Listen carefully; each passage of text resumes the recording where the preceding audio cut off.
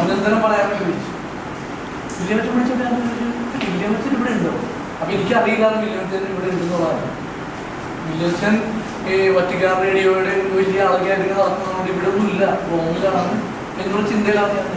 അപ്പം ഇല്ല ഞാൻ. അപ്പം ഇങ്ങനെ വർത്താനങ്ങൾ പറഞ്ഞുകൊണ്ടിരിക്കുന്ന സമയത്ത് എന്നോട് ചോദിച്ചപ്പോൾ ഞാൻ ഇതാണ് ആദ്യം പറഞ്ഞതാണ്, പാട്ടിനെ സഹായിക്കാൻ പറ്റുമെന്ന് ചോദിച്ചു. തീർച്ചയായിട്ടും നമുക്കത് അറിയാം. ഞാനപ്പോൾ ഇങ്ങനെ പറഞ്ഞത്, നമുക്ക് വേണമെങ്കിൽ ഈ പുറത്തുനിന്ന് ആൾക്കാരെ കൊണ്ടുവരണമെന്നുണ്ടെങ്കിൽ ഗസ്റ്റ് പോലെയുള്ള അതാണ് പറഞ്ഞത്. അപ്പോഴെന്നോട് പറഞ്ഞത് ജെറിസാർ ഉണ്ടാവുമല്ലോ. അതെ, കാരണം ജെറിസാറിനെ കിട്ടുമ്പോൾ അറിഞ്ഞൂടാ. അത് ഓക്കെ ശരിയാക്കണം. അത് മാത്രമല്ല, പിന്നെ നമുക്കറിയാം ഈ